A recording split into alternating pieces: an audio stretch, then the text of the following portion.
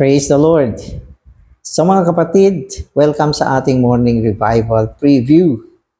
Last day na for this week, day 6. At muli ang title ng ating morning revival for this week, babasahin ko uli. The Faithful Witness of God for the Testimony of Jesus. Ang tapat na saksi ng Diyos para sa patotoo ni Jesus. So yan ang ating title. Sa mga kapatid, ang schedule natin ngayon ay week 37, day 6. Para sa ating mga Bible verses, Revelation 7, 16 to 17. They will not hunger anymore, neither will they thirst anymore, neither will the sun beat upon them, nor any heat. For the Lamb who is in the midst of the throne will shepherd them and guide them to springs of waters of life. And God will wipe away every tear from their eyes. Amen. So mas maganda magbasa na ako para ma-explain mabuti itong binasa natin verses. To hunger and thirst is to have a hope that is not yet satisfied. So tama naman. Sabi niya, ang magutom at mauhaw ay ang umasa. Umasa pero hindi pa lubos na nasisiyahan. Umaasa lang. Pero yung lubos na kasiyahan, hindi pa na sumpungan. Kaya anong meron? Gutom at uhaw. Kasi pag sinabi natin gutom at uhaw, hindi lang yan mga physical na bagay. Sapagkat physically, maski hindi ka na nauhaw at hindi ka nagutom, hindi pa din magiging lubos ang kasiyahan mo. Merong kulang. No? Tayo mga tao, hindi lang tayo nabubuhay sa tinapay. Hindi lang tayo nabubuhay sa mga pang-physical na inumin. No, kundi ang tao ay merong hinahanap sa kanyang kaibuturan na tangi lang ang Diyos ang makakatugon nito. Pag hindi mo nasumpungan yan, palagi kang magugutom, palagi kang mauuhaw, nang ibig sabihin wala kang kasiyahan. Ganon. So ganyan yung buhay natin. Kaya huwag niyo isipin na pag may pera ako, okay na. Amen. Okay, so tutuloy ko yung basa. Who are the ones who will not hunger and thirst? Jesus said to them, I am the bread of life. He who comes to me shall by no means hunger, and he who believes into me shall by no means ever thirst. But whoever drinks of the water that I will give him shall by no means thirst forever. But the water that I will give him will become in him a fountain of water springing up into eternal life. So ang mga pinag-uusapan natin ay hindi mga physical na bagay, kundi mga spiritual na bagay. Kaya sinasabi ng Panginoon, kung lumapit ka sa Kanya, hindi ka na magugutom. At sinabi niya, kung ininom mo ang tubig ng buhay na ibibigay niya sa iyo, hindi ka na mauuhaw. No? At ito ay iniinom sa pamamagitan ng pagsampalataya. No? Lumapit ka, manampalataya ka, hindi ka na magugutom, hindi ka na mauuhaw. Ito ay mga spiritual na bagay. No? Kaya ang Panginoon, sinabi niya He who eats me shall live because of me. Ang kumain sa akin, sabi niya, kumain sa akin. Sinong kakainin mo? Siya. Kapag kinain mo siya, ikaw ay mabubuhay dahil sa Kanya. Ibig sabihin, hindi ka na magugutom. No, ganap niyang tutugunan ang kauhawan at kagutuman na nanggagaling mula sa kaibuturan natin. Siya lang ang makakalutas niyan. At sinabi niya, ang tubig na ibibigay niya sa atin, pag ininom niya natin yan, ito ay magiging isang isang balon ng buhay, no? At ito ay magre-resulta sa buhay na walang hanggan. Naniniwala ba kayo sa mga sinasabi rito? At ito ay tugon doon sa binasa natin. Kasi doon sa binasa natin, pinangako doon, dadating ang panahon na ang mga believer hindi na sila magugutom, hindi na sila mauuhaw, at sila ay papastulin ng Panginoon bilang kordero ng Diyos. At siyempre, ang mga kaganapan nitong mga sinasabi na ito ay sa darating na kapanahunan. So anong meron tayo sa darating na kapanahunan? Ang Panginoon na magpapastol sa atin. No? At sinabi niya, wala nang luha. Sabi niya, pupunasan niya ang luha sa iyong mga mata. Di ba? Itong panahon na ito, walang tao na hindi lumuluha. Anumang klaseng tao ka, mayaman ka, mahirap ka, marunong ka, o mangmang ka, bata ka, matanda ka. No? Luluha ka pa rin sa panahon na ito. Pero pagdating sa araw na yon, sabi niya, papahiran ko ang luha sa inyong mga mata. Ano ang ibig sabihin? Wala nang luha. Ganun ang ibig sabihin. Hindi yan luluha, papahiran, hindi. Sinabi ng Panginoon, papahiran niya. Ang ibig sabihin niyan, wala ka ng luha. Hindi ka naluluha. So mga kapatid, magandang pakinggan yung mga spiritual na bagay na mga sinasabi rito. Amen. Christ promises that everyone who believes into Him will be satisfied and receive a satisfying life. It is not us satisfying ourselves with Christ, but Christ becoming our satisfaction. The world can only satisfy us temporarily. It can only satisfy us for a moment. It cannot satisfy us forever.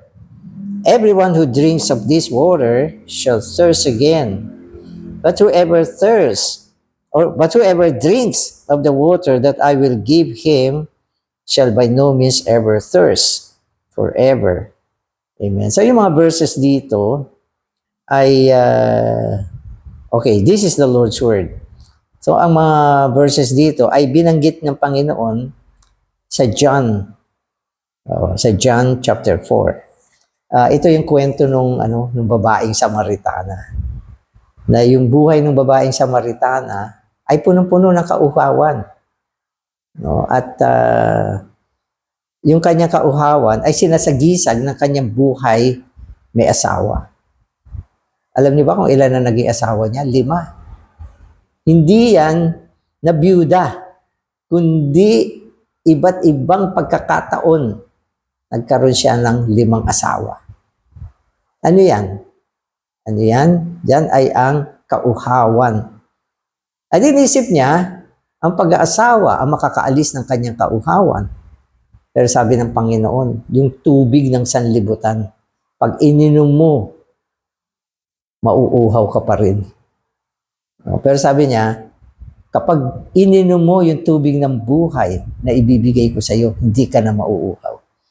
Ang ibig sabihin, ang Panginoon lang ang makakapagbigay sa atin ng tunay na kasiyahan. So, yan, nakita natin sa mundo. At maging tayo, merong ganyang karanasan. Yung mundo kasi, o sanlibutan, nagbibigay siya ng kasiyahan pansamantala. Na ang ibig sabihin, hindi siya permanente. Nawawala yung kasiyahan mo dyan. Kaya yung mga bagay ng sanlibutan, one after the other yan eh. Hindi natatapos. Halimbawa, yung iba, maski mga bata, sabi niya, pag nagka-cellphone ako, okay na, kontento na ako. Diba? O yung mga magulang, ibibili naman nila ng cellphone yung mga anak nila. Pero pagkaraan ng ilang panahon, ayaw na niya yun. Sasabihin niya, Papa, Mama, Daddy, ano na tong cellphone na to? Laos na to. Meron ng bago ngayon. Ibig sabihin, noon, sumaya siya. Ngayon, wala na. Lahat ng bagay, ganyan. Yung mga meron sila ngayon na nagpapasaya sa kanila, isang araw, ayaw na nila. Kaya yan yung tubig ng sanlibutan. Naintindihan nyo? Na ang kasiyahan niya ay pansamantala lang. Mauuhaw ka uli dyan. Pero pag natamo mo ang Panginoon, lalaman mo, mawawala ang panlasa mo sa mga makasanlibutang bagay. Hindi lang sa gusto mo pa uling magkaroon ng iba-ibang mga kung ano-ano, kundi wala ka ng panlasa dyan. Ang iyong kauhawan ay ganap ng natugunan ng Panginoon. At ito ay sinasabi niya, hindi sa darating na panahon, kundi sa panahon ngayon. Kasi marami mga tao, kapag mga spiritual na bagay, ang iniisip nila sa darating pang panahon yan. Ngayon, magpasasa muna tayo. Hindi. Hindi. Ang sinasabi ng Panginoon ngayon, kapag ininom mo ang tubig na ibibigay niya sa iyo, hindi ka na mauuhaw. Kapag lumalapit ka sa Kanya, hindi ka na magugutom. At siya ay magiging pastol natin. Hindi lang sa darating na panahon, kundi ngayon. Papastulin niya tayo. At sinabi ng Panginoon, siya ang magiging pastol ng ating kaluluwa. Kaya mga kapatid, ang bagamat sinasabi ko, yung buhay natin ay at least may dalawang yugto. Present life at yung life which is to come pagkatapos ng buhay natin dito sa lupa. Dalawang yugto siya. Mas matindi yung darating na panahon. Pero yung pagtikim sa darating na panahon, nandito na sa panahon natin ngayon. Kaya pag ikaw ay isang believer, hindi ka lugi. Ang akala ng iba, pag nanampalataya sila sa Panginoon, lahat ng blessing gain sa darating pang panahon. Mali yan. Ang blessing mo, mag-uumpisa na ngayon sa panahon na ito. Oo. Kaya yung mga salita sa Biblia ay mga pagpapala, hindi lang sa darating na panahon, kundi maging sa panahon natin ngayon.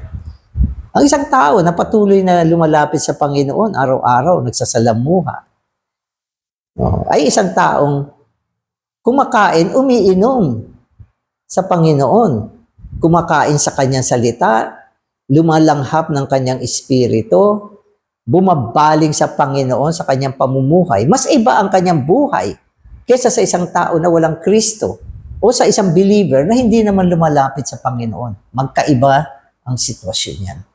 Amen. So today's reading na ako.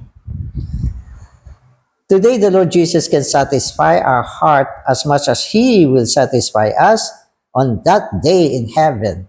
O, binanggit yung today. Uulitin ko itong sentence na to. Today, the Lord Jesus can satisfy our heart as much as He will satisfy us on that day in heaven. Sabi niya, kung paano niya bibigyan tayo ng kasiyahan sa araw na yaon, sa next age, ayan, yaon, yun yung, ay, bibigyan din niya tayo ng kasiyahan ngayon, na katulad ng darating na panahon.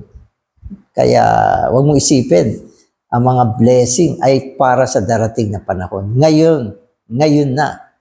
At ito ay nagsisimula ng tayo ay sumampalataya sa Panginoon. Amen. Once we drink, we are satisfied. This satisfying life can be ours today. Today. Huwag niyong kakalimutan. Panginoon, kailan pa yan? Today. Kailan mag-uumpisa? Nung ikaw ay naniwala sa Panginoon. Sumampalataya. If one travels to tropical lands, he will realize the intensity of the striking from the heat and the sun. A brother once said that when a man walks out of the house without his umbrella in a tropical country, he will be sick for a few months. However, if one is inside the house, he will not be hurt by the sun because there is a shelter. Without a shelter, one will be hurt by the heat. The Bible mentions God's overshadowing us a kind of shelter. There is one kind of life that is under God's overshadowing. It is a life that is hidden in God. Amen. So maganda yung halimbawa rito. Binanggit niya yung tropical country. Yan yung mga lugar na maiinit ang araw. Ang mga araw ay talagang pumapasok. Yan yung mga tropical country. At ang magandang halimbawa, siyempre, yung Pilipinas. Ang Pilipinas ay isang tropical country. Napakainit. Sa katanghalian, ako, hindi mo kakayanin yan. Mga init talaga yan. Hindi katulad sa ibang bansa, ang lamig. Hindi mo kailangan magpayong. No? At ang kailangan mo lang dyan, mag-jacket. So, ganun ang kaibahan. Kaya tayo ay nasa isang tropical country. Kaya sinasabi niya, dito sa mga ganitong bansa, pag lumabas ka, wala kang payong, magkakasakit ka. Sabi niya, pwede kang ikaw ay magkakasakit ng ilang buwan, pero hindi naman ganun katagal minsan. Pwede ka lang matrangkaso, masipon, pero ano lang naman yan, for a week. Maliban na lang pag sobrang tama ng init ang inabot mo. So, ganun yan. Kaya, dito sa bansa natin, makikita mo, nagpapayang ang mga tao. So, noong araw kasi, yung paniwala, yung mga nagpapayong, yung mga babae lang. Eh ngayon, pati lalaki, naisip natin, hindi Ngayon, pati lalaki, nagpapayong na. So, yan ay dahil masakit yung init ng araw. So, ganun. Ngayon, ang mga physical na bagay ay naglalarawan din ng mga spiritual na bagay. Ginagamit ng Diyos ang mga physical na bagay na yan upang gisingin ang ating damdamin sapagkat ito ay katulad din ng mga spiritual at mga psychological na bagay. Halimbawa, ang init ng araw ay maihahambing sa init ng buhay na nananakit sa atin. Marami mga bagay na katulad ng init ng araw na pwede kang saktan. Di ba? Sasaktan ka niyan. Kapag nawalan ka ng trabaho, masasaktan ka. Di ba? Kapag pinagswikaan ka ng hindi maganda na mga mahal mo sa buhay o ng mga tao sa paligid mo, masasaktan ka. Kapag may mga mahalagang bagay sa buhay mo na nawala, masasaktan ka. May mga bagay na minimithi mo, inaasahan mo, hindi mo nakuha, masasaktan ka. Kapag ikaw ay nagkasakit at yung epekto ng sakit ay nagdulot sa iyo ng pinsala, masakit yan. Kung ikaw ay nakasumpong ng aksidente at sa aksidente na yan, napinsala ka, masasaktan ka. Sasaktan ka. Kung may mga mahal ka sa buhay na napahama, masasaktan ka. Kaya lahat ng ito ay larawan ng init ng araw na nararamdaman natin physically. So, binabasa nyo ba yung buhay nyo sa ganitong paglalarawan? Dapat meron. Kasi ang Biblia, ginagamit niya ang mga salitang ito. Na sinasabi niya, okay, sa panahon ngayon, ikaw ay sinasaktan ng init ng araw. Hindi lang yung physical. Yan ay mga psychological na pananalita. Kaya sinasabi niya, minsan yung init ng araw, magdudulot ng sakit. Kaya pagkatapos mo naramdaman yung mga init na sinasabi natin, magkakaroon ka ng lumbay sa buhay mo. Kalungkutan, pwedeng maapektuhan yan ang iyong kalusugan, ang iyong pamumuhay psychologically. So lahat ng yan ay nangyayari. Pero sa Biblia kasi, nilarawan ang Diyos bilang ating shelter. Kaya pumasok yung shelter. Nilarawan ng Diyos bilang isa na nagbibigay ng lilim sa ating buhay. Di ba? Pag mainit yung araw, naghahanap ka ng lilim. So, ayun, may punong kahoy, malamig doon ka pupunta. Kaya pag ang buhay mo ay buhay na nakakaranas ng init na kagagawa ng mga pangyayari sa buhay mo, saan ka pupunta? Sa Diyos. Diba? Para makasumpong ka ng lilim. Ang mga tao na nasa loob ng bahay, shelter yan eh.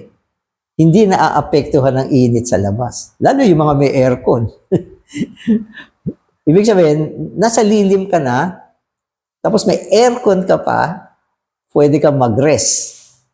So, yan ay paglalarawan ng kung paano tayo pinapastol ng Panginoon sa panahon na ito.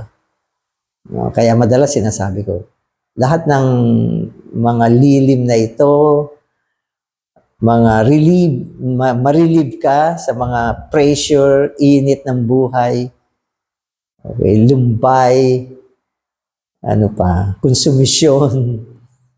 It's just a call away. Oh, Lord Jesus. Kaya maganda sa Lord's recovery, tinuro sa atin yung pagtawag sa pangalan ng Panginoon. Pero yung kabuuan ng mga bagay na binabanggit natin ay buo nating mararanasan sa susunod na kapanahunan.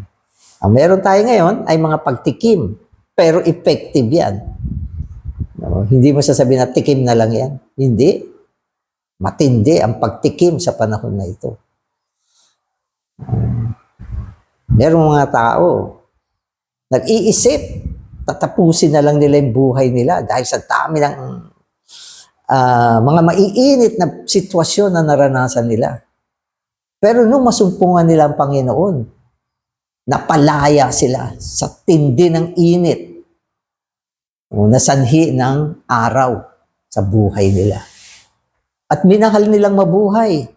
At inalagaan nila yung buhay nila. At sumaya yung buhay nila. Nagkaroon sila ng kasiyahan. Nawala lahat. Okay, yung kanilang mga luha. Bagamat sa darating na panahon pa, pero ngayon din, pinahiran din ng Panginoon yung luha nila. Kaya, huwag mo sabihin na tikim lang yan. Hindi. Hindi maliit na tikim. Matinding tikim ang meron tayo ngayon. Amen. Amen. Okay, so,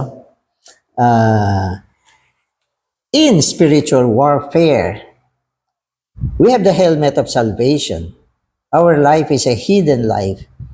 We are hidden under God's wings. On earth today, as little chickens are hidden under the wings of their mother, we find that those who dwell in the secret place of the Most High will abide in the shadow of the Almighty.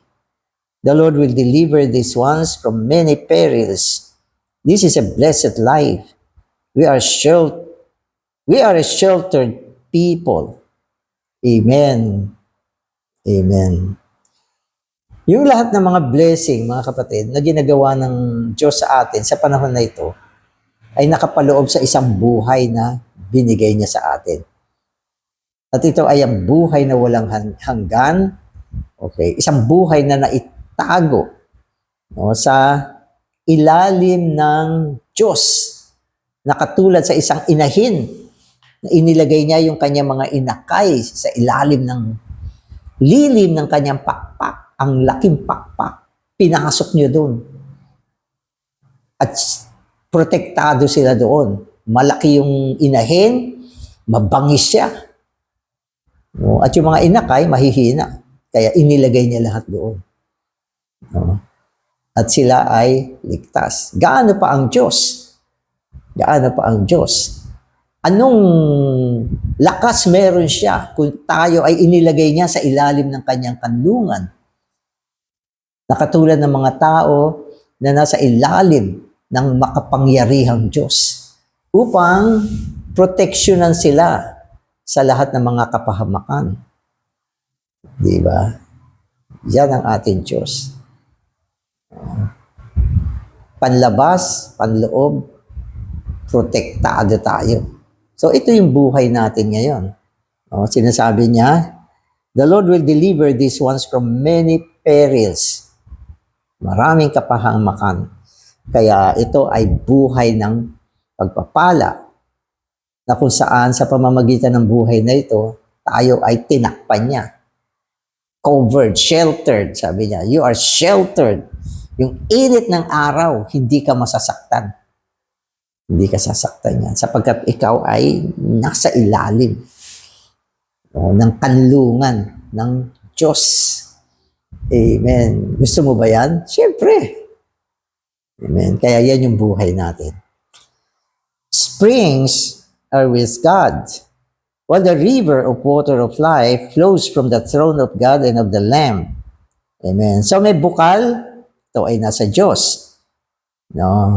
Merong mga ilog ng tubig ng buhay at ito ay dumadaloy mula sa trono ng Diyos at ng Kordero. So yan ay isang larawan sa bagong Jerusalem. At itong daloy ng tubig, tinutubigan niya yung buong city. Amen. Kaya niyang tubigan. Sapagkat kung walang tubig, nandiyan dyan ang pagtuyot, kauhawan, kamatayan, nandiyan dyan. Kaya sa panahon na ito, lagi nating binubuksan ang ating sarili upang ang Espiritu na siyang realidad ng tubig, daloy ng tubig ng buhay, umabot sa atin. Nadidiligan ka ba? Napapainom ka ba? Nababasa ka ba? Dapat ganun. Sapagkat kung hindi, magkakaroon tayo ng tagtuyot, kauhawan, at spiritual na kamatayan. Kaya, Panginoon, bubuksan ko sarili ko. Daluyan mo ako. Panginoong Jesus. Amen.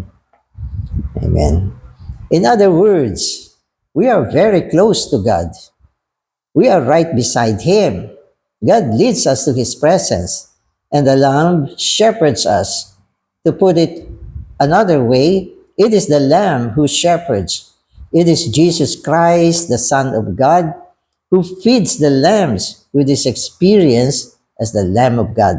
So ang anak ng Diyos, ang kordero ng Diyos, ang siyang pastol natin ngayon.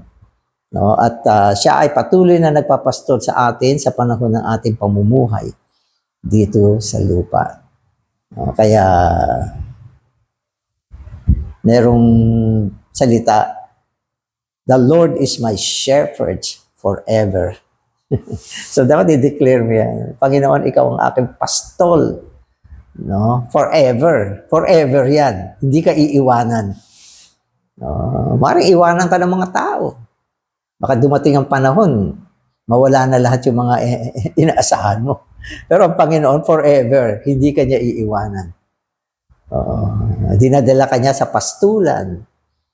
Dinadala ka niya sa lugar na mayroong tubig. Mayroong damo sapagkat tayo ay katulad sa mga kordero ng Diyos. Pinapakain tayo. O ganyan. Ako, nararanasan ko yan. Hindi nauubos ang spiritual na pagkain. Minsan na i-share pa natin sa iba yan. Araw-araw meron. Itong MR na binabasa ko, hindi mauubos ito. Tuloy-tuloy ito, mga kapatid. Ilang taon na ito. Ilang taon ko nang binabasa to, hindi na uubos. Sabi mo, Brother Danny, ilang years ka na ba nagbabasa niyan? Ilang years na? Malapit na mag-50. Malapit na mag-50 years. So, eto pa din. Ito, bago na naman. Ito ang ating pagkain, pang-spiritual. Hindi lang ito basa-basa, kundi ito ay feeding. Amen. We can never improve ourselves. We need a shepherd to feed us all the time. What a restful enjoyment this is. This again is something that we can enjoy today. Yan na naman. Ito ay isang bagay na matatamasa mo ngayon. So sabi niya, we can never improve ourselves. Hindi mo ma-improve yung sarili mo pag ang gusto mo ay pagandahin yung sarili mo, gawing mabuti yung sarili mo, hindi mo magagawa yan. Oo, yan ay mga plano lang at mga tumatakbo lang sa isip ng tao. Ilang tao ang nag-isip na magbabagong buhay sila. Nagagawa ba nila yan? Hindi. Hindi natin kayang baguhin yung buhay natin. No? At maski taon-taon magkaroon ka ng New Year's resolution, mga resolutions, they are just meant to be broken. Resolution para sirain. Ganun lang ang nangyayari sa buhay ng tao. Di ba? Madalas, after ng resolution, nagiging worse pa ang tao. Hindi mo kayang baguhin yan. At hindi rin natin tinuturo ang baguhin ang buhay. Wala tayong ganyan. Wala ngayon, magpakabait ka na. Huwag ka nang gumagawa ng ganyan. Masama yan. Ay naku, tumigil ka na sa mga pinaggagawa mo. Never na ganyan ang ating mga tono. Hindi. Ang ating pananalita ay mga pananalita na nagtataboy sa tao tungo sa Diyos. Kapag ikaw ay lumalapit sa Panginoon, nagtatamasa, di ba? Nag-e-enjoy, hinahayag mo siya, kusang-kusa yung buhay mo ay nababago. So yan yung sinasabi natin. O, kalimutan mo yung mga yung mga paano ba maging mabait, paano ba magbago, ano ba yung paraan para mabitawan yung mga bisyo. Huwag ka mag-focus dyan. Sasabihin ko, huwag ka mag-focus dyan. Mag-focus ka sa Diyos. Sa Diyos ka mag-focus. Mag-focus ka sa salita ng Diyos. Mag-focus ka sa salamuha ng buhay. Araw-araw, buksan mo yung sarili mo sa Panginoon.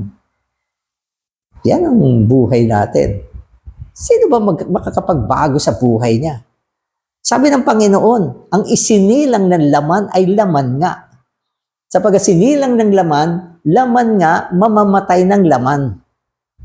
May maganda ba sa laman? Wala. Ano mang gawin mo, laman ka pa rin. Pero sabi niya, ang isinilang ng Espiritu ay Espiritu nga.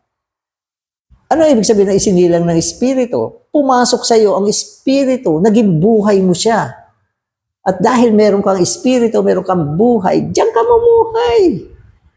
At sa karagdagan, binigay pa ng Panginoon ang kanyang salita. May Espiritu sa loob, may salita sa labas. Diyan ka mabuhay. Naku, makikita mo, bakit naging ganito na yung buhay? Ano na ba nangyari sa akin? Amen. Amen. So today, maraming ulit na sinasabi yung salitang today dito, today. Today, we can enjoy the 3 blessings above. But this does not mean that we will have no tears. We have to wait until we reach heaven before our tears will be wiped away. Our Lord Jesus was completely restful while He was on earth. He could walk through all difficulties, yet He wept beside the tomb of Lazarus. And He also wept on His way to Jerusalem. Finally, He wept in Gethsemane.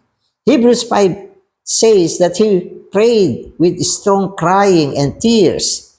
This shows that tears are unavoidable in this age. However, our tears are put into God's bottle and recorded in this book. Even though tears are bitter, God remembers them. Therefore, they are a blessing.